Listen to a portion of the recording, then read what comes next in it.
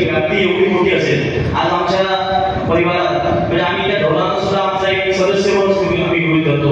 आज आमच्याकडे 80 ढोल आहेत आणि ताशा आहेत, 250 वादकाचा परिवार आहे आणि आपल्या सर्वांच्या आशीर्वादामुळे उत्तरोत्तर याची व्याप्ती वाढतच आहे.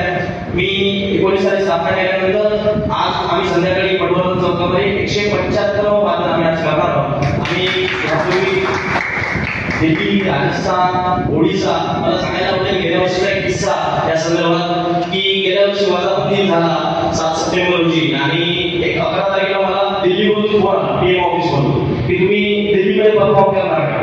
मी म्हटलं कोणतरी इंटरमिडिएट असं चेष्टा करतात की काय दिल्लीमध्ये आम्हाला थोडी बोलून दाखवून की समजा मी 2019 साली जरी आपल्याला सौंदर्याने सांगितलं असतं की मी तुम्हाला एक दिवस दिल्लीला घेऊन जाईल, मला आज तुम्ही साथ द्या, तर मला तुम्हाला 100% सांगतो हे माझ्यासोबत नसते.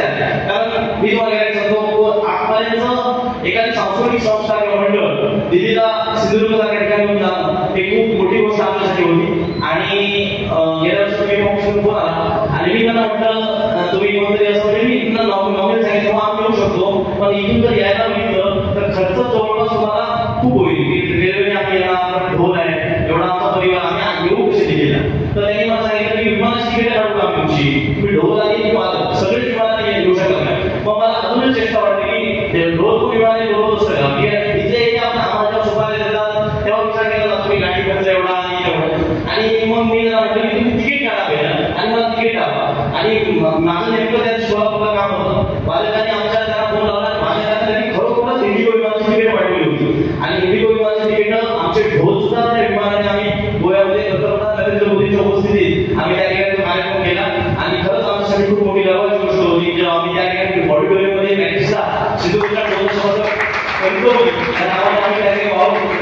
कंट्रोलचं प्रतिनिधित्व आम्हाला अशा दिल्लीसारख्या ठिकाणी करता आलं. प्रत्येक राज्यात एक संघ त्या ठिकाणी बोलवलेला होता आणि इंटरनॅशनल फिल्म फेस्टिवलला देखील आम्ही गेलो होतो. गोव्यामध्ये खानविलकर यासारख्या कलाकारांच्या उपस्थित आम्हाला आमच्या मुलींना त्या ठिकाणी परफॉर्मन्स करता आला. मध्य प्रदेशला आम्ही रामनवमीसाठी त्या ठिकाणी आम्हाला आमंत्रित करण्यात आलं होतं. ओडिसा जगन्नाथ मंदिर जे आहे पुरी येथे त्या ठिकाणी देखील आम्ही जाऊन आलो आणि आमचा पुढचं टार्गेट आहे आमचं नॅशनल इव्हेंट आम्ही केला, इंटरनॅशनल इव्हेंटचा आमचा पुढचं स्वप्न आहे. तुमच्या आशीर्वाद आमच्या पाठीशी आहे तर हे स्वप्न आम्ही एक दिवस पूर्ण करू अशी आशा मला वाटते.